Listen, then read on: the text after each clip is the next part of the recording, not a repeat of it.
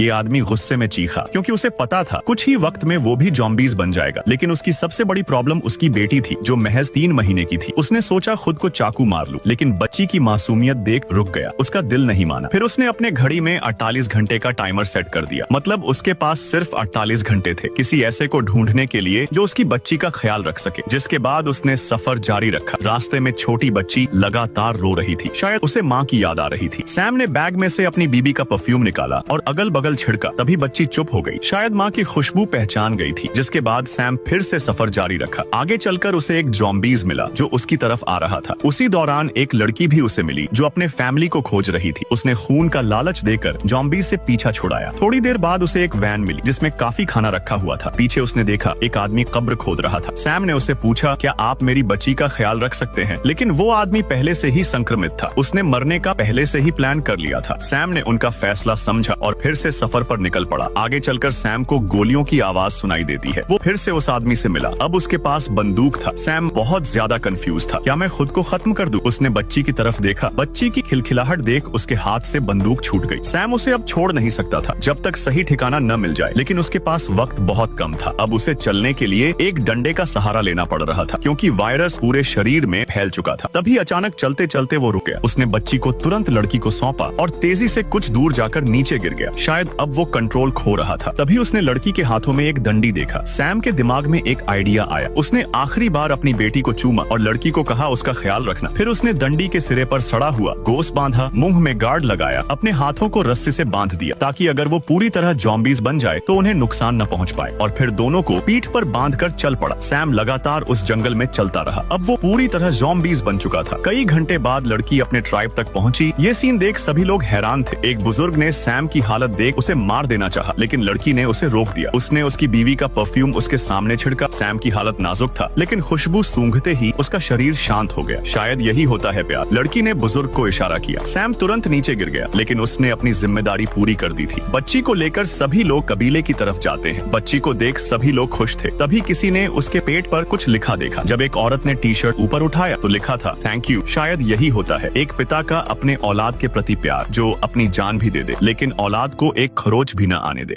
इस आदमी के पास खाने के लिए सिर्फ बर्फ था। ना ही इसके पास खाने के लिए खाना था और ना ही पीने के लिए पानी। अपनी दशा खराब देख वो रोने लगा, लेकिन उसे फ्रिज में एक बिस्किट मिला। उसने उस पर खराब सॉस लगाया और खा गया। उसे अपने फैसले पर पछतावा हो रहा था। असल में ये आदमी एक चोर था जो चोरी करने के लिए उस घर में घुसा था। जब वो पेंटिंग लेकर जा रहा था तभी उसने गलती से दरवाजे पर गलत पासवर्ड डाल दिया, जिससे दरवाजा हमेशा के लिए बंद हो गया और अलार्म बजने लगा। वॉकी टॉकी पर जिससे बात कर रहा था उससे भी संपर्क टूट